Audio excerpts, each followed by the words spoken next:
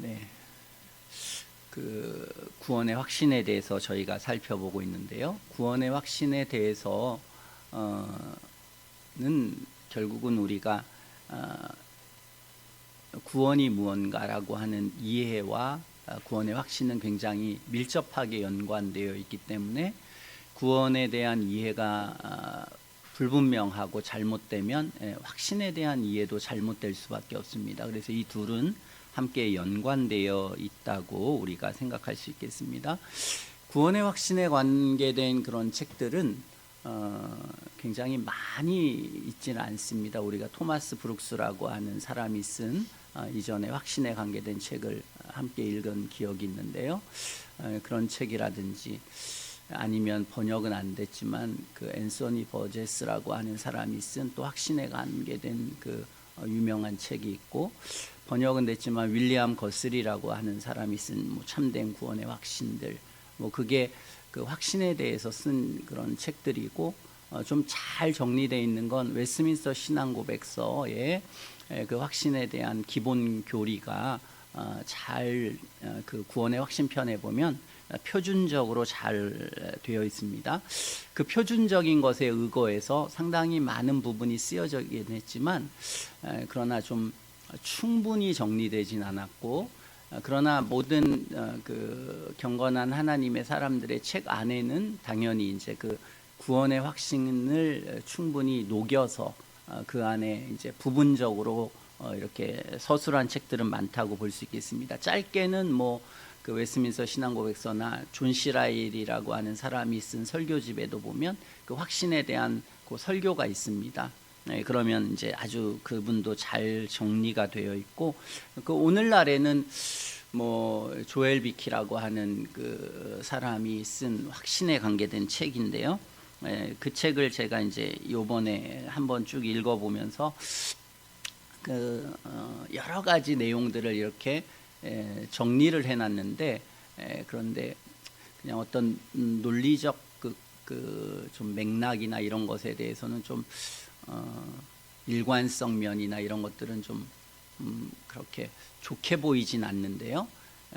그런 이런 책들을 쓴 사람들도 좀 이런 부족함이 있고 연약함이 있습니다. 왜냐하면 내 안에 있는 체험을 쓰는 게 아니고 내 개인의 의견을 쓰는 게 아닙니다. 이것은 성경에 대한 이해가 있고 그 다음에 수많은 사람들의 경험이 있기 때문에 사실은 어떤 성경에 대한 이해가 좀 충분히 있어야 되고, 그 다음에 목회적 경험들이 충분히 좀 있어야 되고, 또 신학자들의 여러 가지 견해들, 이런 것들을 전체적으로 전부 다 아울러서 어떤 이러한 견해를 갖는 것이기 때문에 이러한 견해를 갖는다는 것은 쉽지 않습니다. 그러나 이제 우리가 그리스도인이라고 한다면 어떤 본질에 대한 내용은 다 동일하지만, 그러나 이런 그 본질 안에서 어떤 것들을 판단하거나 뭐 방식이나 수단이나 어떤 그 성향이나 뭐 경향성, 뭐 여러 가지 부분들에 있어서는 좀 차이가 있을 수 있다라고 하는 것을 우리는 생각해야 하는 것입니다.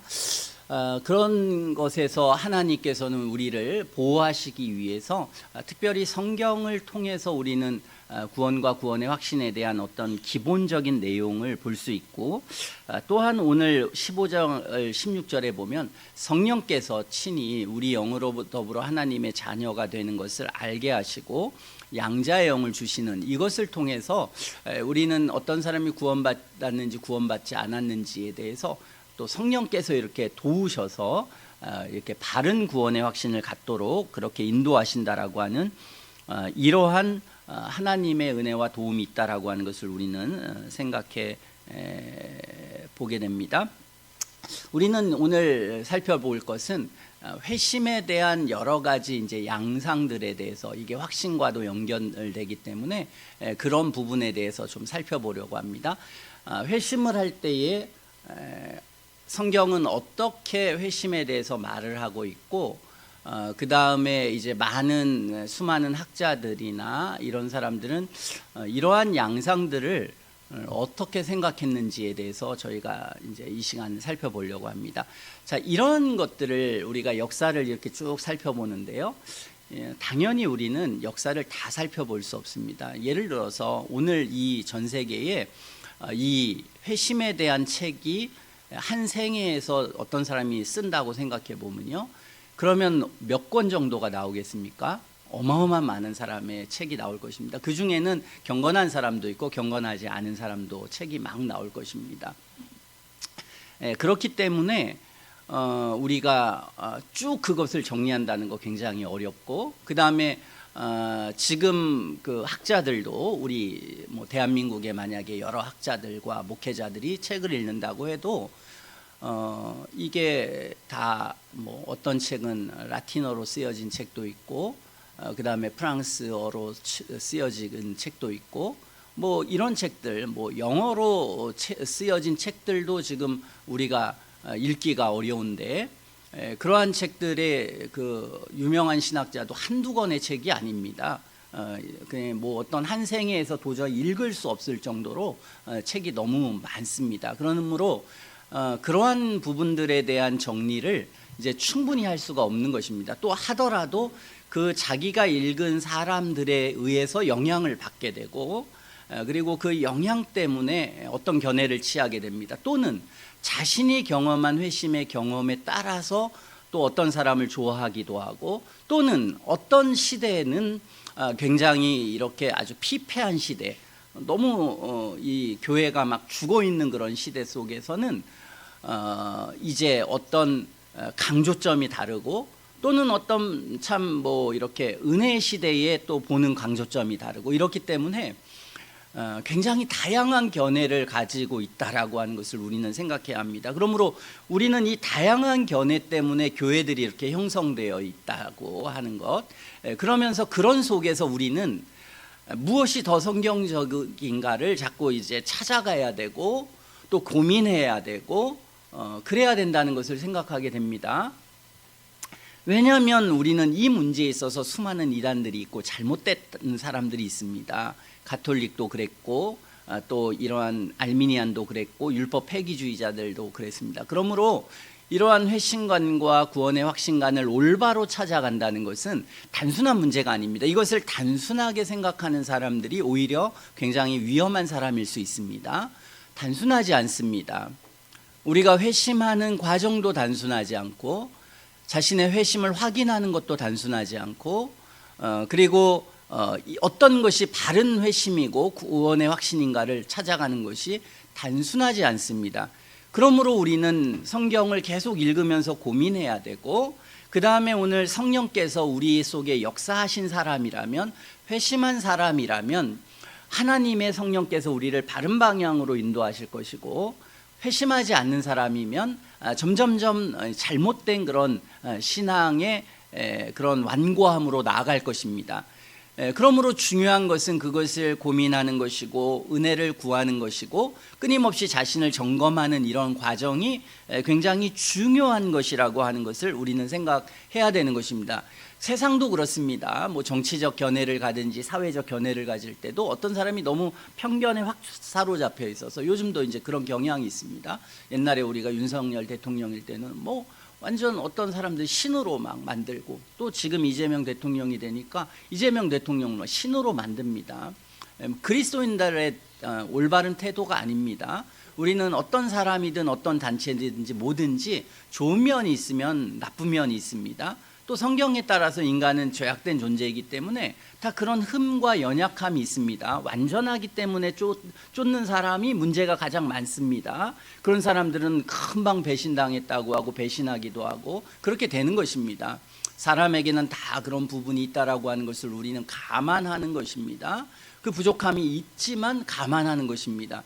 그러나 우리 모두를 위해서 어떤 게 지혜로운 것인가, 어떤 게 올바른 것인가를 생각하면서 지혜롭고 올바른 방향으로 우리가 나아가면서, 또 스스로를 계속 오류가 있을 수 있고, 사람을 보는 거나 사회를 보는 거나 삶을 보는 거나 오류가 있을 수 있고 잘못된 게 있을 수 있다라고 하는 것을 생각하면서 그것을 계속 점검하는 태도가 그리스도인다운 태도입니다. 그게 그리고 우리는 그러한 태도 가운데 나아가는 것이 우리를 올바르게 만드는 건데, 그게 아니라 이것이 옳다, 이것이 절대적이다, 그러고 그냥 정해놓고 그냥 계속 그 위에서만 무언가를 쌓아나가게 된다면, 그러면 그것은 더 큰 오류로 그를 가게 할 가능성이 많다는 것입니다.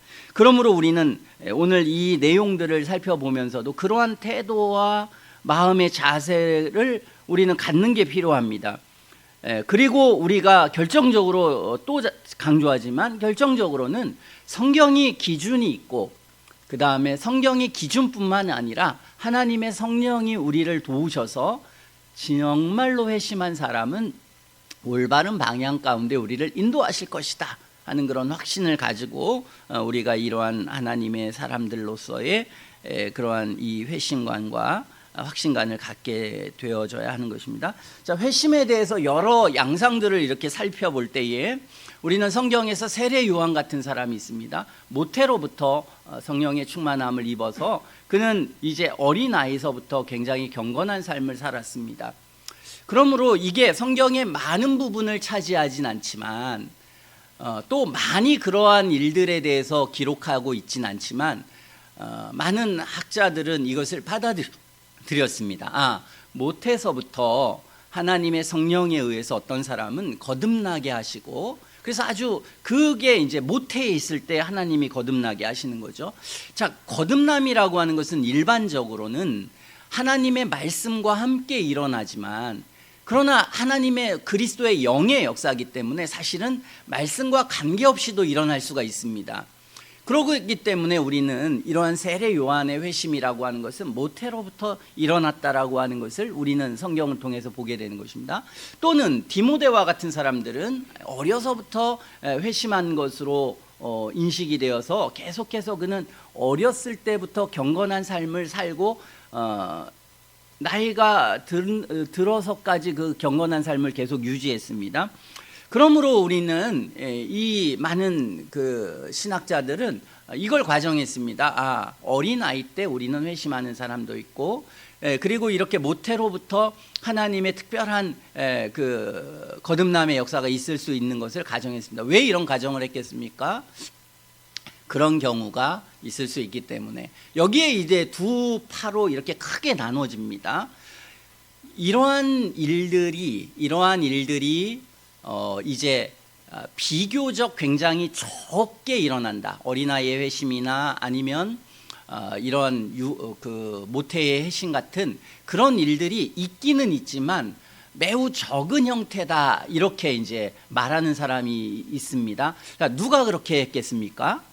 그건 당연히 이제 뭐 청교도 시대 같은 경우에 이제 목회를 하지만 이 이단적 교회가 되고 교회가 전체적으로 타락했고 부패한 이런 것들을 바라보는 사람들은, 그 안에 있는 사람들은 전부 다 나는 어려서부터 신앙생활을 했기 때문에 나는 다 구원받은 사람이다, 이렇게 하는데 구원의 표지는 하나도 없으면서 그런 사람들이 교회에 너무 많습니다. 그런 사람들은 이걸 강조할까요? 안 강조할까요? 강조하지 않게 됩니다.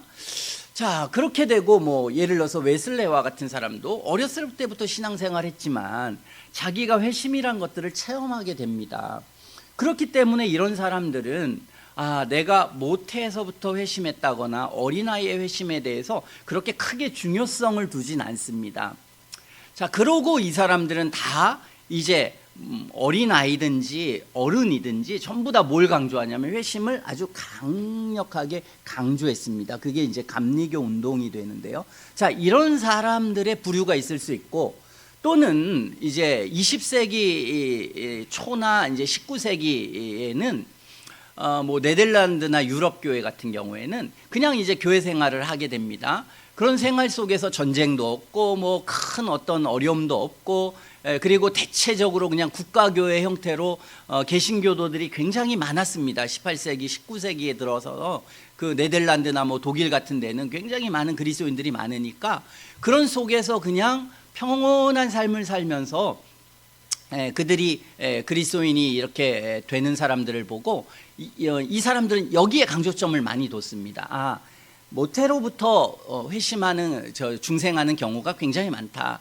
그리고 어린아이 때 중생하는 경우가 많다. 그랬을 때는 잘 인식하지 못할 수 있다. 자신의 회심을 인식하지 못할 수 있다라고 하는, 그리고 그거를 굉장히 많은 그 일반적 견해로 그렇게 받아들이는 사람들이 있습니다. 그러므로 이제 그런 영향을 우리 한국 교회에 있는 사람들도 다 받는 것입니다. 외국 교회들도 그런 영향을 많이 받는 것입니다.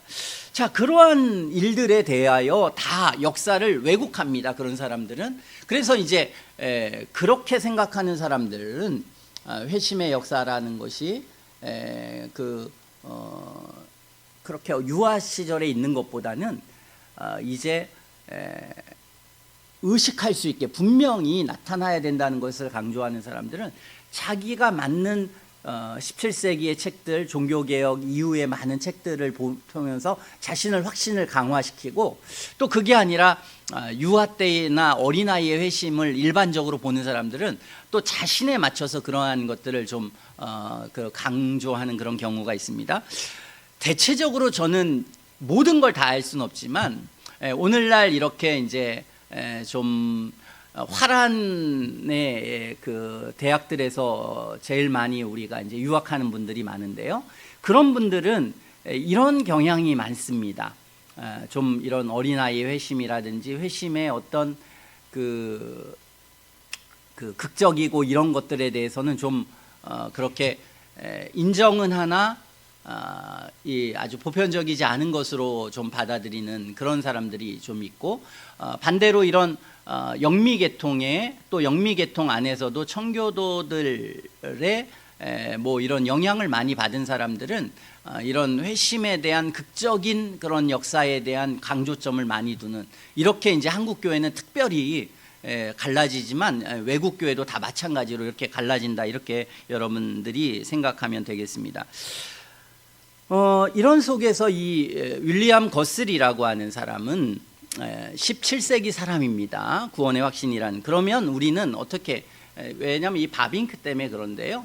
바빙크라고 하는 훌륭한 그 개혁주의자라고 여기는 그쪽에서는, 네덜란드 쪽에 있는 사람들은 이 바빙크라고 하는 사람들을 굉장히 위대한 신학자로 그들은 굉장히 추종합니다. 책들을 많이 썼기 때문에. 그래서 이 바빙크 쪽에 있는 그런 사람들은 대체적으로 정통신학이 뭐냐, 어떤 게 더 정통이냐 이렇게 말할 때 이는 이제 그렇게 어린아이의 회심이나 그리고 그 유아 때의 중생이나 이런 것들에 대해서 좀 폭넓게 지지하는 쪽을 자신들이 정통이라고 그 바빙크는 그렇게 생각을 하게 됩니다.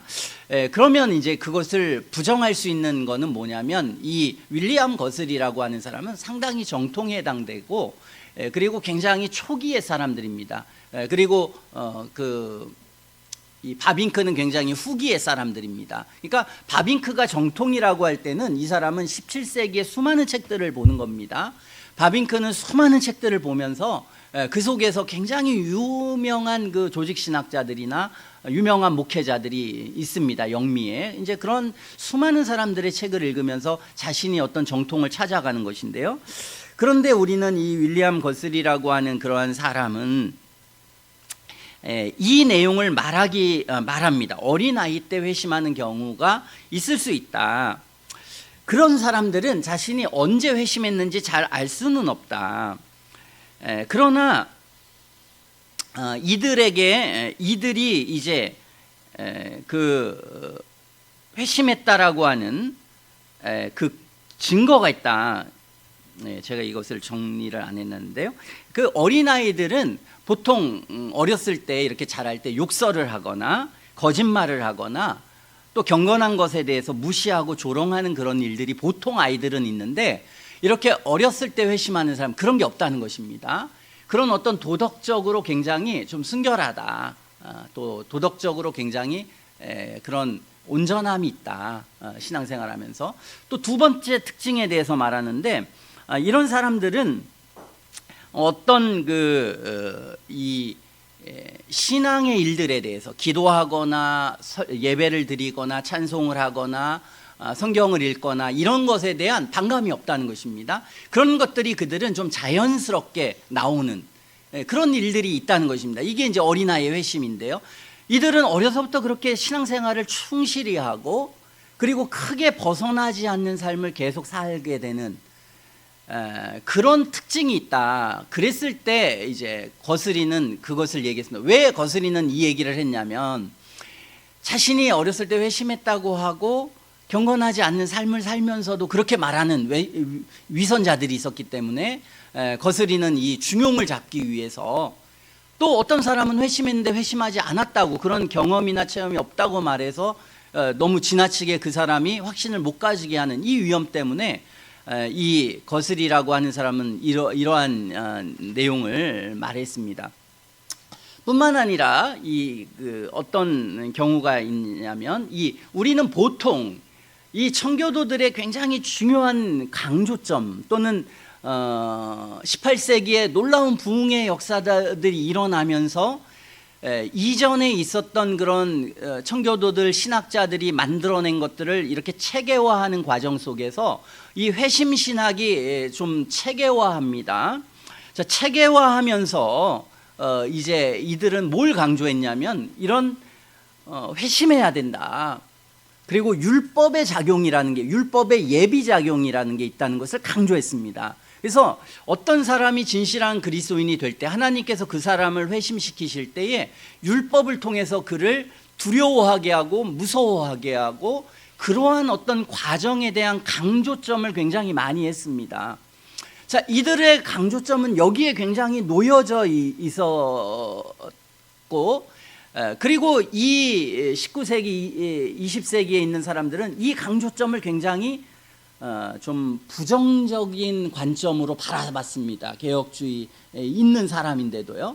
이런 강조점을 좀 여러 면에서 그들은 이제 반작용으로 이제 부정적으로 바라보는, 모두가 다 부정적인 면이 있습니다.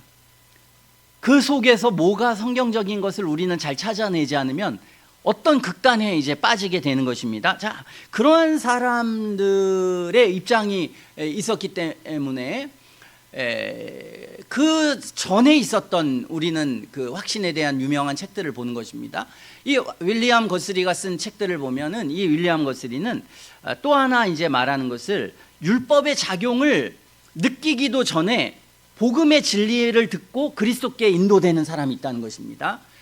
어떤 사람은 특이하게도, 보통 왜 율법을 작용을 하겠습니까? 왜 율법을 가르쳐서 내가 죄인이란 것을 느끼고 죄에 대해서 슬퍼하게 하고 하나님의 진노를 느끼고 왜 사람을 그렇게 만들겠습니까? 목적이 뭡니까? 목적이 뭐냐면, 자신이 죄인인 걸 알아야 복음에 관심을 갖기 때문에 그런 것입니다. 그가 고통스러워하고 어렵게 만드는 거에 핵심이 있지 않지 않습니까? 그건 아니고, 그게 아니라 그가 이걸 하려고 하는 이유는 이가 예수님을 사랑하고 복음의 자유를 느끼기 위해서 이 작용을 하는 것입니다. 자, 그렇기 때문에 최종적으로 우리가 하려고 하는 일은 예수님을 사랑하고 구원의 확신을 갖고 감사하고 기뻐하고 마음의 평강을 갖고, 이게 좋은 거지. 그게 아니라 그냥 율법에 눌려서 맨날 죄인이라고 생각하고 확신 없이 이렇게 눌려있는 상태를 좋은 것으로 바라보는 건 아닙니다. 근데 왜 굳이 이런 걸 강조했느냐? 자기가 구원의 확신이 있다고 막 그렇게 감사하고 이런 사람이 바리새인들이 많다는 것입니다. 그런 사람들이 그렇게 하지만 맨날 죄 짓고 삶의 변화는 없으면서 구원의 확신은, 이런 사람이 많다 보니까 왜 이런 현상이 일어나느냐? 회심하지 않아서. 그래서 그런 사람들, 형식적 그리스도인들이 교회 안에 너무 많으니까, 그러니까 이들이 참된 그리스도인이 되고, 왜 그들이 바리새인이 되었는가? 이 바리새인들에겐 무엇이 필요한가? 이 자기의를 깨뜨리는 것, 자기가 어떤 존재라는 걸 아는 것, 그리고 자신이 죄에 대해서 인식하는 것, 그리고 그 인식이 가벼워서는 안 된다라고 하는 걸 목회적 경험을 하고, 그가 충분히 죄에 대해서 인식하고 두려워하고 무섭게 떠는 것, 그러면 그 말씀을 뭐로 증명할 거야? 그러면 로마서 3장 19절 봐. 거기 보면 하나님의 율법 아래 있고 심판 아래 있다는 걸 확신해야 된다고 하지 않아? 그러니까 그러한 근거 구절이 있습니다, 성경에. 그래서 이제 그런 구절에 따라서 이들은 그것이 합당한 것이라고 하고 이렇게 했습니다. 자, 그러나 그런 것이 꼭 없다고 해서 어떤 사람이 신실하게 믿음 안에서의 삶을 살아가는데 그 사람이 그리스도인이 아니라고 말할 수 있느냐? 그건 아니라는 것입니다. 충분히 아니라고 말해야죠. 왜? 목적이 하나님을 사랑하는 것이니까. 자, 그런데 성경에 대표적인 많은 사람은 그렇지 않지만 이 삭개오라는 사람이 좀 그랬습니다. 성경을 우리가 이제 삭개오 이야기를 누가복음 19장에 보면 이 삭개오는 세리장이었습니다. 그러니까 이제 죄악 가운데 살았는데요, 예수님에 대한 소식이 막 들려서 예수님을 보려고 뽕나무 위에 올라갔습니다. 키가 굉장히 작아가지고 그는 뽕나무 위에서 올라갔는데 예수님이 이제 그 삭개오를 보지 않습니까? 보고 나서 그 위에서 내려와라, 오늘 내가 내 집에 거해야 되겠다, 이렇게 주님이 말씀하시죠. 그러니까 급히 내려와서 예수님을 영접하는 일이 있습니다. 자, 이것을 볼 때에 여기에 무슨 죄를 깊이 인식한다든지 율법의 이런 것이 없었습니다. 그런데도 불구하고 예수님을 기쁨으로 영접했습니다. 그렇죠? 자, 이 사건을 이 많은 청교도들은 생각했고, 그리고 나서 이 삭개오는 예수님을 영접하고 내려와서 어떻게 했냐면 내 소유의 절반을 가난한 자들에게 주겠사오며 만일 이게 토색한 일이 있으면 4배나 갚겠습니다 하니까 그는 어떤 예수님에 대한 헌신에 대한 것도 굉장히 선명했습니다. 그는 예수님을 구주로 영접했고 예수님께 자신을 헌신하겠다라고 하는 그러한 분명한 의지의 변화가 생겼습니다. 그러니까 예수님이 선언하십니다. 삭개오에게 오늘 구원이 이 집에 이르렀으니 이 사람도 아브라함의 자손임이라 그랬습니다. 그러니까 우리가 이 구절이 굉장히 보편적으로 성경에 나오는 구절은 아니지만 그러나 굉장히 회심의 역사 속에서 이런 율법의 작용 없이도 구원에 이를 수 있는 사람이 있다, 이제 이렇게 이제 생각을 하고 청교도들이나 아니면 많은 신학자들은 이것을 이제 회심의 이야기를 할 때 함께 넣습니다. 자, 그러므로 우리는 이 성경에 따라서 주님이 이렇게도 사람을 부르신다라고 하는 것을 우리가 알 필요가 있고 알아야 하는 것입니다. 중요한 것은 무엇입니까? 은혜의 표지가 있는 것, 예수님을 사랑하고 죄에 대해서 민감하게 여기고 죄를 끊임없이 버리고 주님의 뜻에 따라 살아가는 그 열망, 그 삶, 그리고 주님께 헌신되어진 것, 주님의 율법에 순종하려고 하는 것, 주님을 위해서 자신의 삶을 드리는 것, 이런 부분에 있어서의 표징이 보인다고 한다면 그가 그런 회심의 역사에 대해서 불분명하더라도 우리는 그 사람이 은혜의 사람이라고 볼 수 있는 것입니다. 자, 물론 그가 자신이 절반을 드리겠습니다, 토색한 것을 버리겠습니다, 이런 마음 안에는 뭐가 있었겠습니까? 사실은 죄를 인식하는 게 당연히 있는 것이고 주님을 사랑하는 인식이 있는 것입니다. 그게 보이지는 않지만 있는 것인데, 그러나 어떤 사람이 오랜 시간 그런 것들을 갖게 되는 것이 아닌 거죠. 자, 그리고 그렇게 회심한 삭개오는 당연히 그 삶 속에서 수많은 죄에 대한 갈등, 주님 안에서 살아가는 은혜에 대한 그런 여러 가지 면들이 있겠습니까? 없겠습니까? 없지요. 그러나 그가 처음 하나님 앞에 자신의 신앙을 시작하는 순간은 이런 식으로 복음에 대한 사랑, 주님에 대한 이해, 하나님의 진리에 대한 참된 이해로 말미암아 자신의 삶을 헌신하는 것, 이게 우선이 되었다는 것입니다. 자, 그러므로 우리는 이렇게 하나님을 부를 수 있다라고 하는, 그렇게 회심할 수 있다라고 하는 것을 우리는 생각하게 되는 것입니다. 자, 이런 일을 할 때 거의 모든 청교도들은, 이게 이제 바빙크나 이런 때의 사람들과 다른 것은 청교도들은 항상 전제를 넣습니다. 그럼에도 왜 그랬냐, 목회적으로 볼 때 이걸 악용하는 사람이 너무 많고 여기에서 기만에 빠진 사람이 너무 많아. 그래서 이 거스리도, 그러므로 우리는 모든 경우에 대해서 알 필요가 있는데 치우치지 않기 위해서 이러한 방식으로 사람을 부르신다는 걸 알아야 된다. 그러면서 중요한 것은 이게 많은 사람들이 이것을 잘못 악용해서 기만에 빠지는 경우가 있다라고 하는 것도 우리는 생각해야 된다. 결론은 뭐겠습니까? 모든 그리스도인들을 열매로 한다. 이게 가장 중요한 내용인 것입니다. 뿐만 아니라 이 청교도들은 당연히 우리가 회심을, 극적인 그런 어떤 회심을 해야 된다는 것을 어린아이든지 성인이든지 누구에게나 굉장히 강조점을 두고 강조를 했습니다. 자, 이것을 굉장히 강조를 했는데 이제 그걸 강조를 이렇게 했는데 이 부분에 대해서도 좀 이 바빙크 책을 읽어보면은 그걸 좀 반대를 합니다. 그러니까 너무 어린아이들에 대해서, 특별히 어린아이들이 이렇게 회심을 하는 것을 극적으로 하는 경우에 대한 것이, 자, 이렇게 극적으로 애들이 회심하려고 할 때에 너무 율법으로 그들을 자꾸 눌러서 자꾸 그 어둡게 하고 힘들게 하고 이런 경향성이 있어서, 그래서 이제 그들의 마음을 너무 짓누르는 이런 상태라고 하는 것은 긍정적으로 보지 않았습니다. 많은 웨슬레나 에드워드나 휘필드나 이런 사람들은 그것을 강조했지만, 이는 이제 그런 것들을 이제 그렇게 생각해 가지고 하면서 이는 회심이라고 하는 것은 사실은 어렸을 때 회심할 경우들, 이제 그런 것들을 많이 가정하는 것이죠. 이런 신학자들은.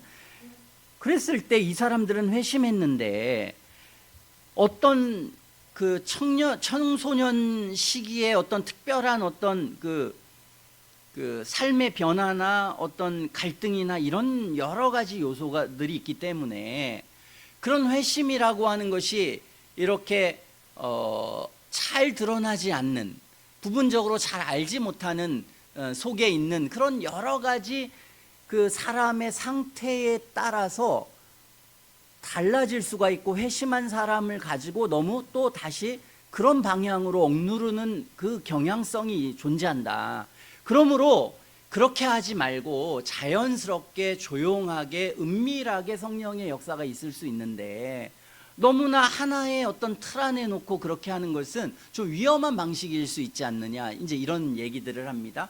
그리고 이제 바빙크 책들에 보면은 그래서 그 회심을 어렸을 때 했는데 그 회심에 대한 그 어떤 뚜렷한 표지가 어린 때 나타날 수도 있고 성년에 나타날 수도 있고, 어떤 사람은 죽을 때 나타날 수 있다, 이런 그 좀 모호한 얘기를 그가 이제 하게 됩니다. 자, 많은 청교도들은, 그 이전의 청교도들은 이제 그런 방식의 내용을 일반화하진 않았습니다. 당연히 이들은 회심한 시점과 우리가 하나님의 성령이 우리 속에 오시는 중생의 시점과 회심의 시점이 연결되어 있다고 생각하지, 중생했는데 몇 년이 지나서 회심하거나 이런 것을 가정하진 않았습니다. 그러나 그런 것들을 인정은 했습니다. 되게 소수 의견으로 인정은 했습니다. 그럴 수도 있다. 어떤 사람이 중생은 했지만 그 은혜의 열매와 표지들이 좀 나중에 나타날 수 있다, 이런 생각을 했지만 일반적인 것으로 생각하지 않았습니다. 그러나 이 바빙크 책은 그런 것들에 대해서 좀 어떤 분명하지 않은 그런 것들이 있을 수 있다, 또는 때로는 많이 있을 수 있다, 이렇게 이야기를 합니다. 그러므로 우리는 그러한 부분의 회심에 대한 어떤 극적 회심에 대한 것을 굉장히 표준으로 삼으면 안 됩니다. 우리는 보편적으로 회심에 대해서 생각을 해야 되고 회심을 강조해야 되는 것이 일반적인 사람들이었습니다. 그런데 그러지 않으면 좀 잘못된 것에 대해서 좀 이렇게 갖게 되는, 그래서 사람들이 굉장히 많이 오해하는 게 뭡니까? 야, 어차피 막 제약 가운데 살아도 강도 봐, 죽기 전에 회심할 수 있잖아, 그렇지?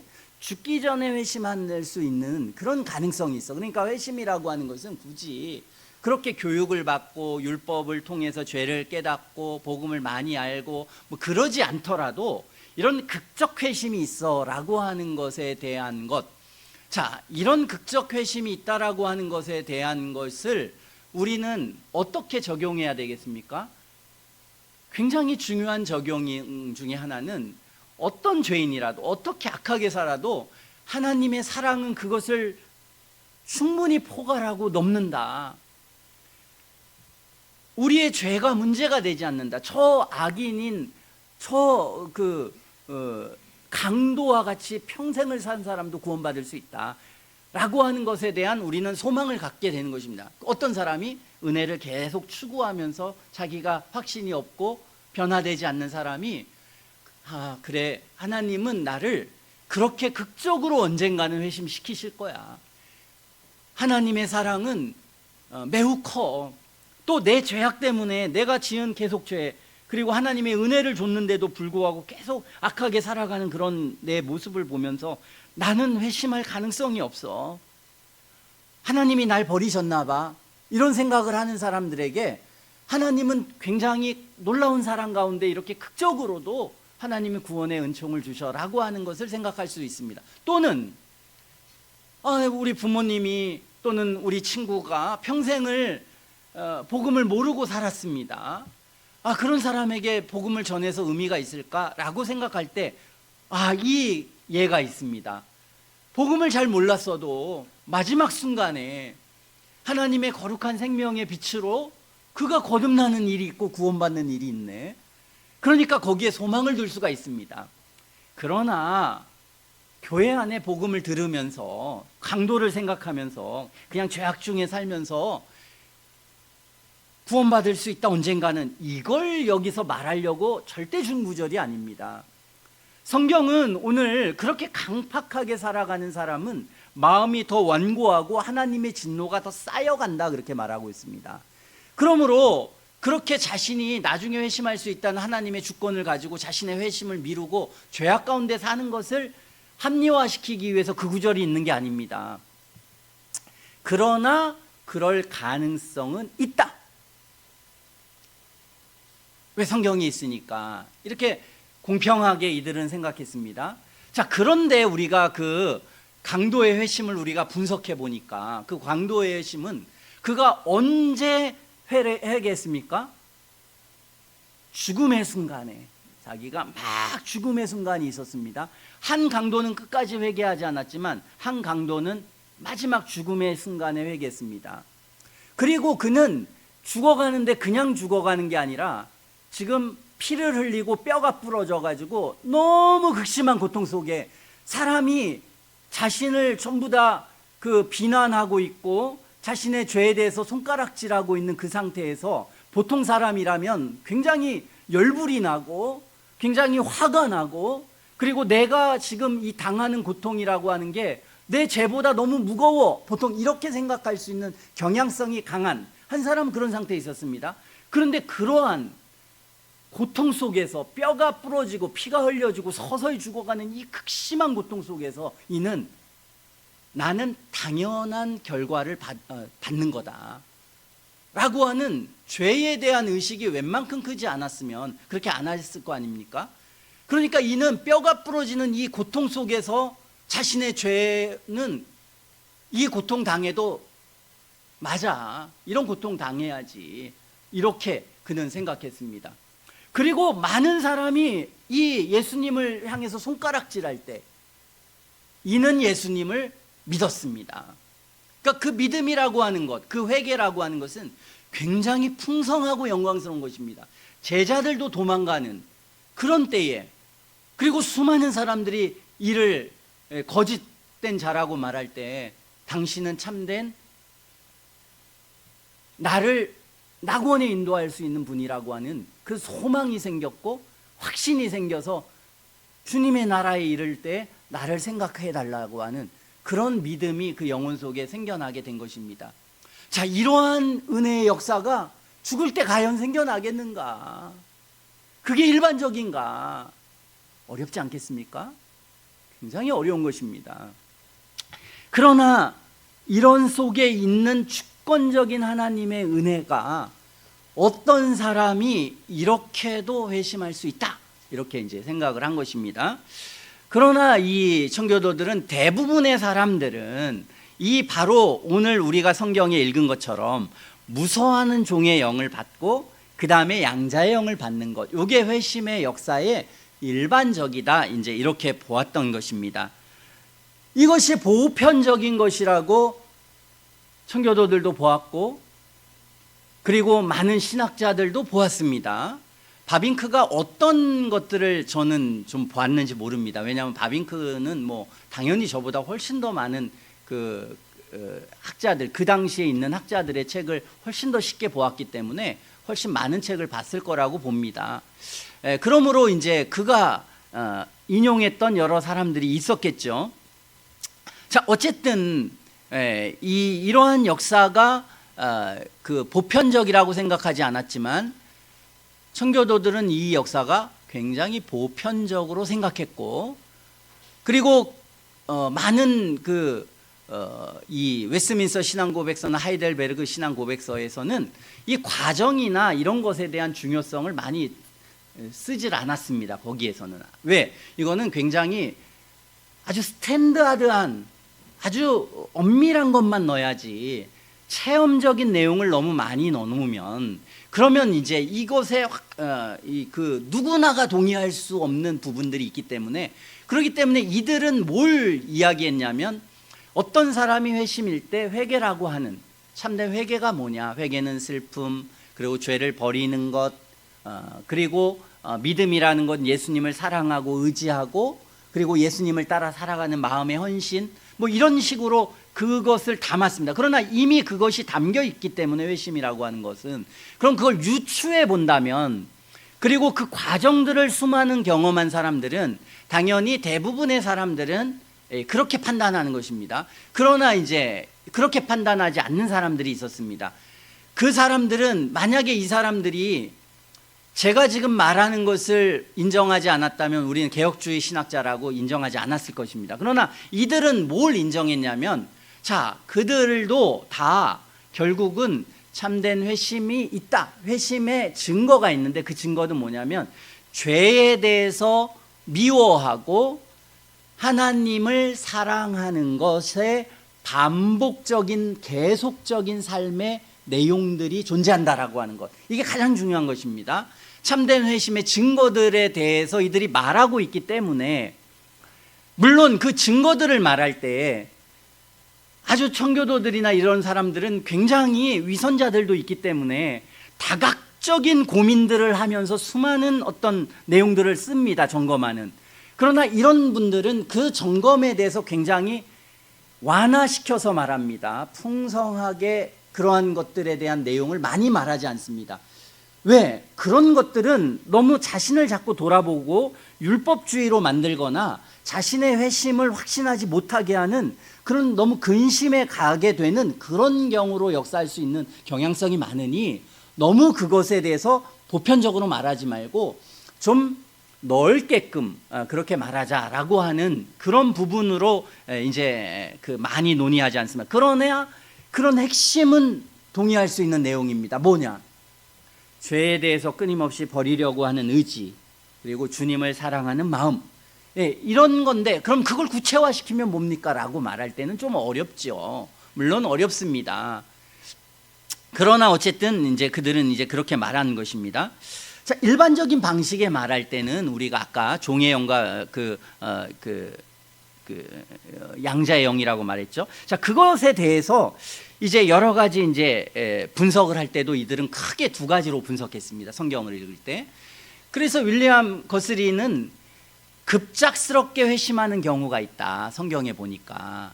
그리고 아주 서서히 오랜 시간을 걸쳐 회심하는 경우가 있다. 요걸 나눕니다. 자, 그래서 급작스럽게 회심하는 경우에 대해서 이제 이는 한 4가지의 변화로 얘기합니다. 첫 번째는 하나님의 말씀이나 하나님의 어떤 섭리가 사람의 영혼 속에 큰 소동을 일으켜서 무서워 떨게 되는 경우가 있다는 것입니다. 언제 그랬습니까? 베드로의 설교를 듣고는, 이 말씀을 듣고는 다 마음에 찔렸습니다, 사람들이. 그래서 설교를 듣고 마음에 찔리고 공포에 이제 들어가게 됩니다.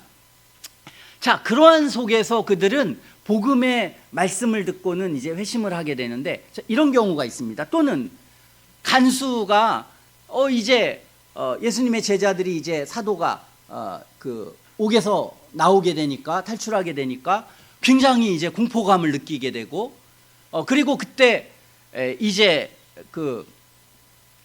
사도들 앞에서 내가 어떻게 구원을 얻으리까 이렇게 하면서 이제 무서워 떨었습니다. 자, 이렇게 삶에 굉장히 어떤 압박과 어려움, 친구의 죽음, 또는 삶의 큰 어떤 환난, 어려움 이런 것들을 사람들이 당할 때, 그럴 때 이제 그 마음이 각성하게 되는 일이 있다는 거죠. 그랬을 때 어떻게 내가 구원을 얻겠습니까? 이렇게 되는 거죠. 그래서 그러한 섭리가 있을 때 그 다음에 사람들이 이러한 급작스러운 어떤 말씀에 대한 충격이나 삶의 충격을 통해서 마음이 크게 각성하면서 내가 어떻게 구원을 얻겠습니까? 라고 하는 거죠. 그러면 이 마음 안에는 오랜 시간이 아니라 굉장히 짧은 시간에 내 죄악, 그리고 심판에 대한 두려움, 죽으면 어떻게 되나 막 여러 가지가 막 내 마음속에서 급격하게 이제 이렇게 혼란스럽게 됩니다. 그런 속에서 내가 구원받으려면 어떻게 합니까? 이렇게 하는 거죠. 자, 이러한 사람에게 주 예수를 믿으라 그리하면 구원을 얻는다라고 복음을 선포하지 않습니까? 그때 예수님을 영접하고 믿게 되는 일이 일어납니다. 그래서 이 사람들은 이러한 상황 속에서 이제 하나님의 생명의 복음이 전해질 때에 그는 이 예수님에 대해서 자신을 헌신하게 되는 일이 일어나게 됩니다. 자, 예수님에 대해서 이렇게 구원받는 사람이 있다. 그래서 우리가 뭐 병 들어가지고 갑자기 그 병에서 자기가 죽을 병에 걸려가지고 막 고뇌하다가 자기가 예수님을 영접해서 신앙생활 열심히 한다는 사람들 있지 않습니까? 자, 그런 사람들이든 그렇게 그 얘기하는 사람들이 굉장히 많습니다. 자, 그런데 그래서 이 복음의 조건들을 받아들이고 그리스도를 주로 영접하는 이런 일들이 있습니다. 자, 그럴 때 이 사람들에게 하나님의 은혜가 임하고 구원의 은혜가 임하게 됩니다. 그런데 중요한 것은 그 이후의 삶입니다. 자, 이러한 가운데 있을 때 간수도 그렇고 이들도 그렇고 예수님을 믿는 사람들이 핍박을 받고 어려움을 당하는, 뭐 유대 사회에서는 그냥 완전히 그냥 버림받는 이방인 취급당하고, 그리고 이 불신의 세계에서 핍박이 굉장히 많을 때, 그때 이들은 성도들과 하나 되어서 함께 고난과 핍박을 받고 모든 위험을 무릅쓰는 믿음을 고백하는 무리와 함께하는, 그래서 성경에 뭐라고 합니까? 마음으로 믿어 의에 이르고 입으로 시인한다. 왜 그렇게 공적 고백을 말합니까? 입으로 시인한다는 것은 내 신앙이 확실하다. 나는 어떤 어려움과 고난과 아픔 속에서도 난 이 진리가 확실하다는 것, 그게 드러나는 것 아닙니까? 그러니까 그 이후의 삶이 이들은 분명했습니다. 그러므로 이것들을 보면서 굉장히 이렇게 극심한 아주 강렬한 그런 어떤 회심의 역사가 있을 수 있다는 거죠. 그런 사람들을 우리가 얘기하면 회심에 대해서 할 말이 많은 것입니다. 이 사람들은 내가 어떻게 이렇게 극적으로 변했는가, 이 극적인 일들이 있습니다. 그래서 내가 아주 전적으로 변화됐고 하나님의 은혜에 대한 확신이 생겼고 내 삶이 이렇게 변화되었다. 그렇죠? 뭐 사도 바울도 굉장히 이런 빠른 시간에 회심한 거죠. 이도 이제 다메섹으로 예수님을 믿는 사람들을 감옥에 5개 가두고 죽이기까지 했다고 하지 않습니까? 그런 삶을 살았던 사람입니다. 그래서 다메섹에 이제 예수 믿는 사람들이 있다고 해서 이 사람들을 다 잡을 수 있는 예루살렘 끌고 가려고 해서 어떤 사람이 이제 그 증까지 받아가지고 권리까지 받아서 이제 거기 가는 중에 예수님이 그에게 나타났습니다. 나타나와가지고 내가 핍박하는 예수라 이렇게 얘기를 하게 되니까 여기에서 이가 하늘에서 빛이 비치고 눈이 멀지 않습니까? 여기서 이제 바울이 깨지게 됩니다. 그래서 이제 이를 눈이 멀게 되니까 이제 사람들이 부축해가지고 이를 끌고 다메섹까지 갑니다. 다메섹까지 가서 아나니아라고 하는 경건한 사람이 한 사흘을 식음을 전폐합니다. 사흘 동안 먹지 못하고 막 이렇게 괴로워하는 그런 속에서 아나니아가 이제 와서 안수하니 눈을 뜨고 그 즉시 복음을 전했다고 하지 않습니까? 그러니까 굉장히 극적입니다. 이런 사람들은 아주 짧은 시간에 하나님의 놀라운 역사를 통해서 가끔 우리는 그런 사람들을 보게 됩니다. 자, 그러므로 우리는 이러한 굉장히 극적으로 하나님이 역사하셔서 그에게는 굉장히 변화가 또렷하고 그 이후의 삶도 또렷해서 구원의 확신이 굉장히 선명하게 마음속에 있는 그런 사람들이 존재할 수 있다라고 하는 것을 이제 생각하게 됩니다.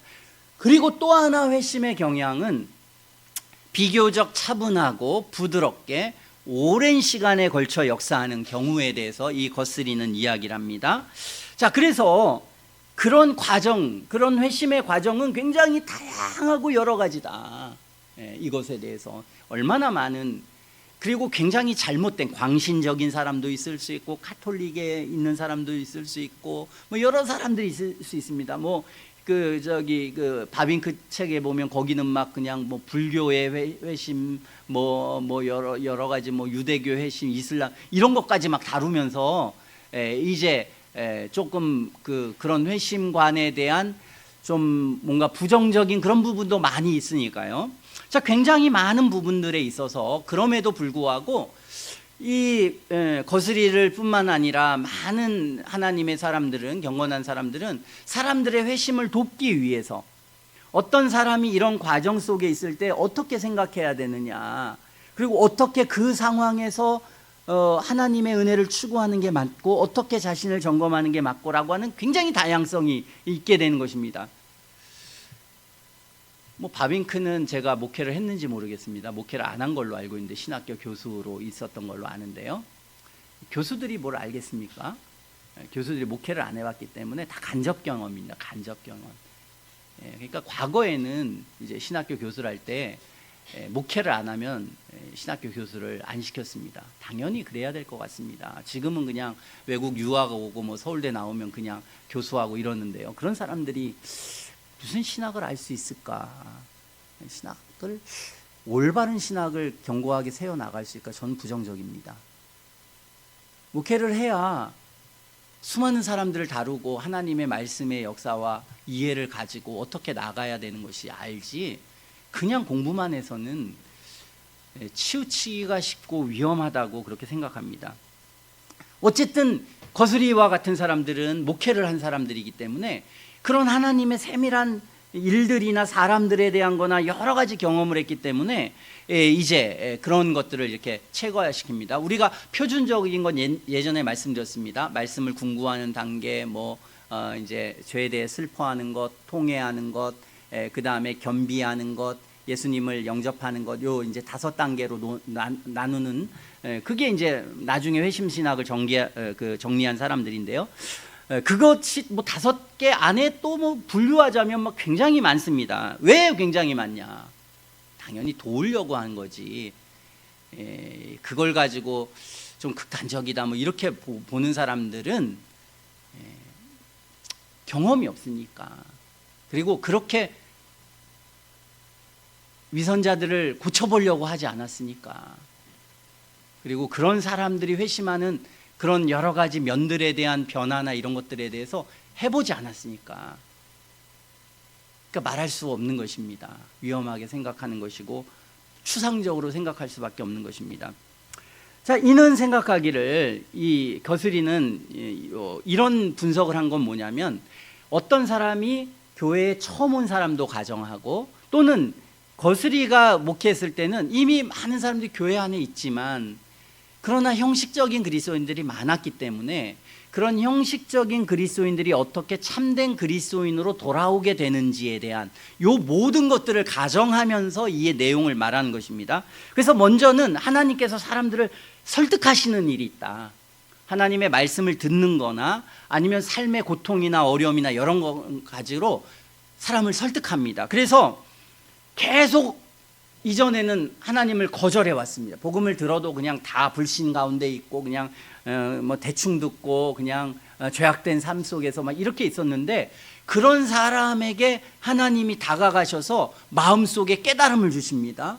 그래서 진리에 대해서 하나님의 창조에 대해서, 하나님에 대해서, 뭐 병이 걸렸거나 아프거나 어떤 삶의 어떤, 아니면 어떤 설교에 대한 그런 자극이 됐거나 뭐 여러 가지를 통해서, 그래서 진리에 대해서 하나님이 그렇게 접근하시고, 그래서 어떤 사안을 점점 믿도록 하시고 자신의 죄와 죄책을 깨닫게 하시는, 그래서 어린 시절부터 지었던 죄들을 깨닫게 되고 하나님의 심판과 저주가 자신 안에 있다라고 하는 것을 이제 알게 하시는, 이제 그런 하나님의 역사를 하신다는 것입니다. 요한복음 16장 8절에 죄에 대하여 의에 대하여 심판에 대하여 책망하시는 것처럼, 자, 이런 식으로 사람이 이제 일종의 각성이 이제 시작되는 거죠.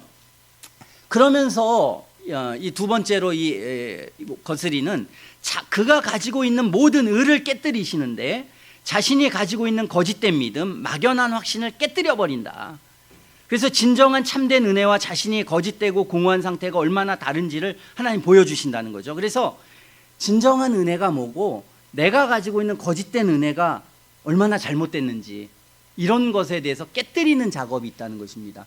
많은 청교도들은 여기에 관심이 굉장히 많았습니다. 왜냐하면 그런 위선자가 교회 안에 많았기 때문에요. 그런데 이런 어릴 때 회심을 강조하거나 이런 회심에 대한 이런 거는 이 강조가 별로 없습니다. 그러나 이들은 이 강조를 굉장히 많이 합니다. 그래서 이는 형식적인 자기 자신과 경건한 성도와의 차이점을 하나님이 점점 깨닫게 하신다는 거죠. 그래서 자신의 거짓된 것을 의지하고 있었고 많은 사람들과 함께 넓은 길에서 멸망의 길을 걷고 있다는 것을 깨닫게 되는 것입니다. 가톨릭 교인이라든지 알미니안 교인이라든지 율법 폐기주의자라든지 이런 사람들이 이런 것을 깨닫게 됩니다. 그래서 이것은 많은 바리새인들에게 해당하였는데요, 그들은 하나님의 자녀라는 확신 속에 있었지만 실상은 위선자들이었다. 그래서 많은 이단이나 교회 안의 형식적인 그리스도인들에게 해당되는데요, 이제 그렇게 자기를 깨뜨리신다는 거죠. 자, 이 사람은 그 다음에는 자신의 구원에 대해서 생각하고 고민하게 된다는 것입니다. 예전에는 구원에 대해서 그렇게 깊이 생각하지 않았지만 이제 구원의 문제가 자기 마음을 지배합니다. 그리고 이게 가장 큰 문제가 됩니다. 이런 큰 문제가 될 때 사람은 하나님이 나를 선택하셨을까? 선택하지 않으셨으면 어떻게 해야 하지? 하고 절망에 빠지기도 하고 두려움이 생기기도 합니다. 또 죄로 인해 난 멸망할 수밖에 없다는 자책감이 생기기도 하고, 그리고 갑작스러운 죽음에 대한 두려움이 마음속에 생기기도 하고, 용서받을 수 없는 자라는 그런 괴로움으로 절망에도 빠지고 이런 마음의 극심한 구원을 생각할 때 예정의 교리라든지 선택의 교리라든지 아니면 이 죄에 대한 심판에 대한 어떤 두려움이라든지 자신의 죄로 멸망당할 수밖에 없다라고 하는 것이든지 또는 성령을 회방하는 죄나 짓지 않았을까, 별의별 생각을 많이 하며 고뇌하면서 구원을 추구한다는 것입니다. 그럴 때 네 번째로 어떤 사람이 이런 낙심에 처했을 때 절망의 나락으로 빠지지 않게 하나님은 자비의 역사를 행하셔서 조용하고 은밀하게 그 사람을 지탱하신다, 그렇게 말했습니다. 왜 이런 얘기를 했냐면 심지어는 에드워드 당시에 각성하다가 자살한 사람이 생겨났습니다. 그걸 보고 너희들 너무 지나친 거 아니야 이렇게 이제 반발하는 사람들이 있었습니다. 그러나 이제 그것과 관련 없이 했지만 어쨌든 기질적인 거나 어떤 것에 의해서 사람들은 그런 상태로 나갈 수 있다는 것입니다. 자, 그런 상태에 나갔을 때 위선자들은 여기에서 어떤 교리에 대한 잘못된 이해 때문에 다시 구원의 길을 쫓는 것을 포기해버리고 원래 제 상태로 돌아간다는 것입니다. 아니면 헛된 이단적인 것을 붙잡거나 광신주의자가 되거나 이렇게 된다는 것입니다. 그런데 하나님의 선택한 사람들은 그런 상태에서도 계속 하나님의 자비와 은혜를 보내셔서 절망하지 않도록 그를 이끄신다는 것입니다. 왜 이들은 이런 말을 했습니까? 그런 걸 경험하고 보게 되니까. 그리고 시편 같은 데 보면 그렇게 절망에 빠지지 않습니까? 그럼에도 불구하고 은밀한 하나님의 은혜와 보호가 그들을 이끌으셔서 완전한 절망에 빠지지 않지 않습니까? 이제 그런 것들을 다 이제 생각하면서 그 사람 마음의 구원의 가능성을 갖게 하시고 하나님의 값없는 풍성한 은혜를 보여주시는, 그래서 제가 설교할 때 강도 얘기 자꾸 하고 하나님의 은혜 얘기 자꾸 얘기하는 게 이것 때문에 그런 것입니다. 절망에 빠지지 않게 하나님의 성령이 역사하시라고. 그래서 그가 하나님의 생명의 복음 전체를 전하는 이유는 바로 이 하나님의 여러 사람의 상태가 다 다르기 때문에 그것을 이해하고 그것 때문에 복음의 충만함 가운데 모든 것을 전하려고 애를 쓰는 것입니다. 어쨌든 어떤 사람도 그 무엇도 하나님의 자비에서 배제할 수 없다는 것을 그가 깨닫게 하시는 그 은혜가 있다고 이는 생각했습니다. 다섯 번째는 구원의 가능성을 발견한 사람의 영혼에 소원이 생겨난다는 것입니다. 보통 사람들은 그냥 절망에 있어서 죄의 길로 빠지지만 이런 사람들의 마음에는 내가 어떻게 구원을 얻을 수 있습니까? 라고 하는 마음의 소망이 생깁니다. 구원에 대한 두려움과 염려로 갈피를 잡지 못했던 사람은 스스로 그 난국에서 빠져나오기 위해서 애를 쓰고 모든 악한 길에서 떠나기를 결심하고 하나님의 뜻을 행하기 위해서 노력합니다. 율법을 지킴으로 구원을 얻기 위해서 노력하고 자기 의로 구원에 이르기 위해서 열심히 노력합니다. 이런 과정을 통해서 자신의 죄악성과 자신의 부패성을 하나님이 알려주신다는 것입니다. 그래서 자기 속에 있는 죄성과 부패성을 더 크게 느낍니다. 하나님께서는 부패성이 마음속에 터져나오도록 그냥 이렇게 나오도록 만드신다는 것입니다. 그래서 사도 바울도 뭐라고 합니까? 생명에 이르게 될 그 계명이 나로 죽겠다. 로마서 7장에 보면 그런 말을 합니다. 그러면 이런 하나님 앞에 열심히 자기 힘으로 자기의 어떤 열심으로 구원을 이루기 위해서 열심히 노력하는 그런 식의 생각하게 되는 거죠.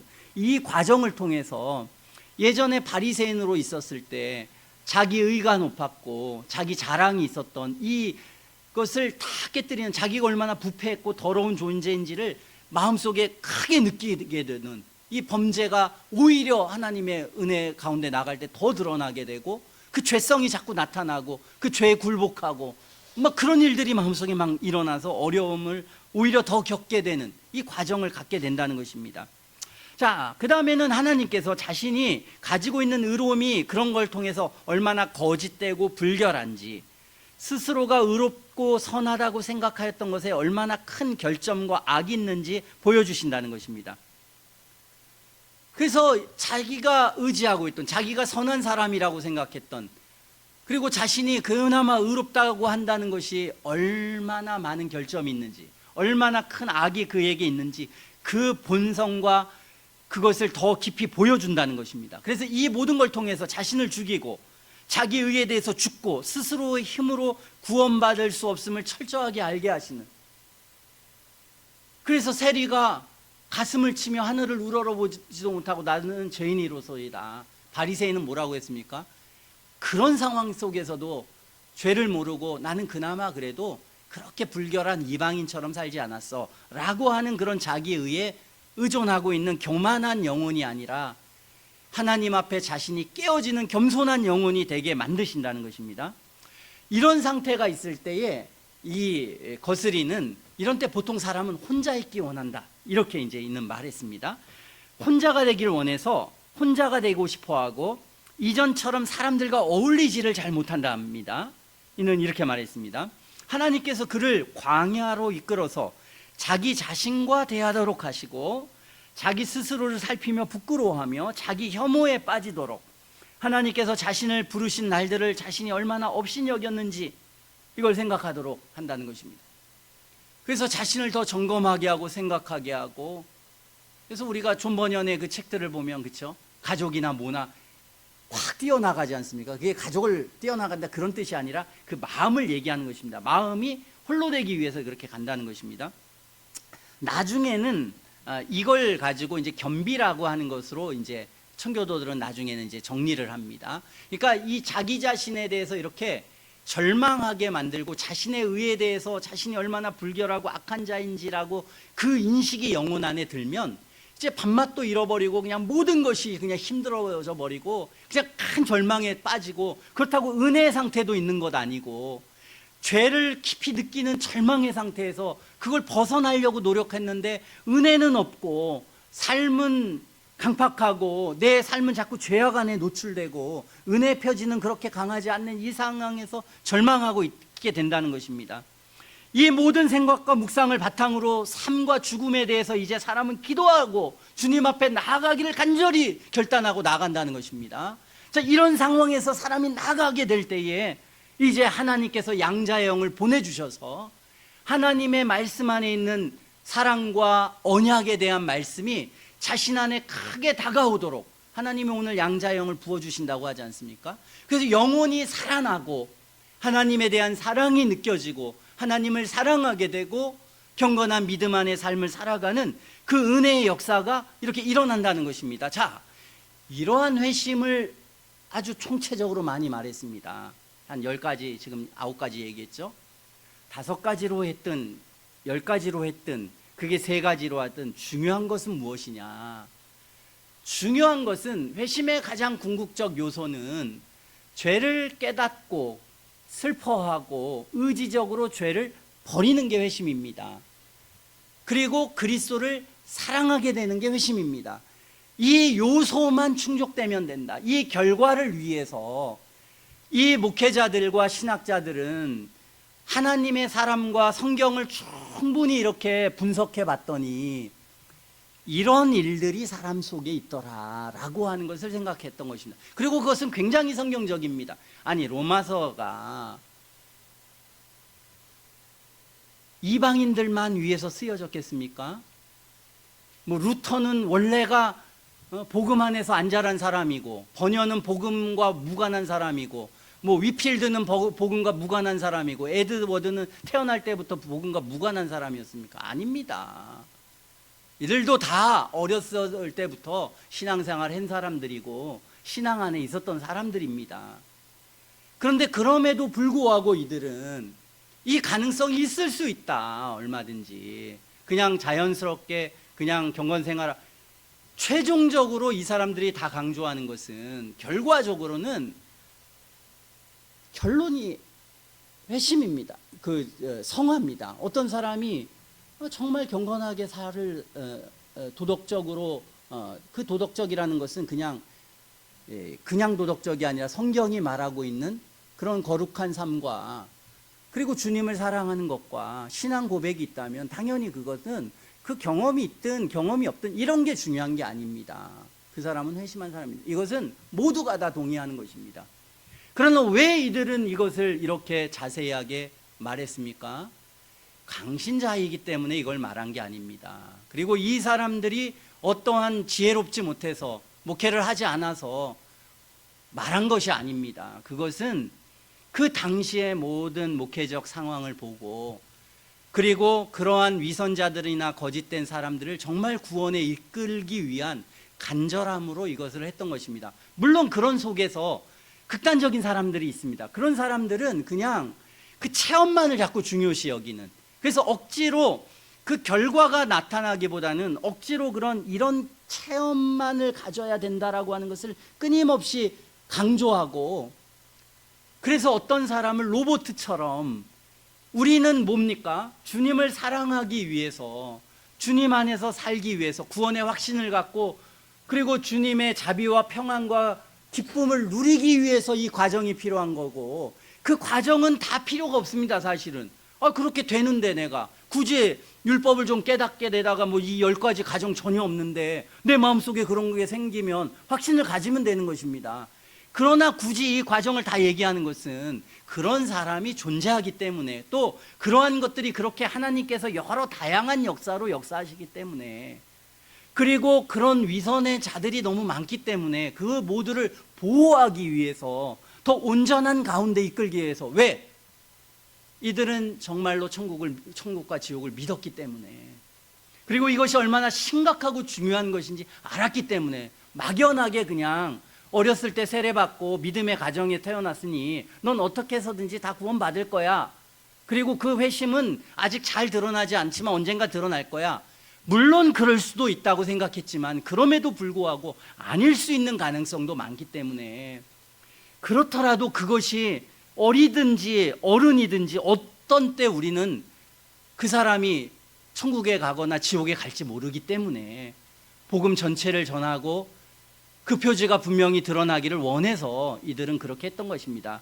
이런 것들을 이렇게 바라본다는 것은 좀 어려운 것이다, 이렇게 생각이 듭니다. 뿐만 아니라 이 세례 중생을 말하는, 이게 추정적 중생, 뭐 가정적 중생에서 중생을 상정했는데요. 신학자들은 언제 이걸 상정했냐면, 자, 그런 경우가 있다. 우리가 16세기, 17세기 책들을 읽어보면 어렸을 때 죽는 사람이 정말 많습니다. 뭐 10명 중에 10명 낳으면 5명은 죽고, 그러니까 너무 많이 죽어가니까요. 이 죽어간 사람이 천국 갈 거냐 지옥 갈 거냐, 이게 굉장히 이제 논란의 여지가 있었습니다. 그랬을 때 대부분의 개혁 신학자들은 하나님께서 이렇게 어렸던 나이에 중생시키셔서 하나님의 은혜로 데려가신다. 이렇게 보편적으로 보았고, 그리고 그런 신실한 시대 때 두 가정이 복음 안에서 아이를 잘 양육했을 때 그렇게 경건한 사람들이 실제적으로 있었기 때문에 이들은 이러한 가운데 있었습니다. 그래서 그러한 것도 인정하면서 또 하나는 이런 전체적인 것들을 이제 가졌다라고 하는 것을 저나 여러분들이 잘 알고, 내가 어디에 있는지, 내가 하나님의 은혜 가운데 어떤 상태에 있는지, 또 우리가 구원의 은혜로 한때 갈 때에 우리의 위험성은 뭐고, 또 많은 사람들은 어떻게 하나님의 역사 속에서 가게 됐는지, 이러한 것들을 우리가 잘 교훈받아서 여러분 개인이 회심을 추구하고 구원의 확신을 갖게 되는데 이게 도움이 되었으면 좋겠습니다. 기도하겠습니다.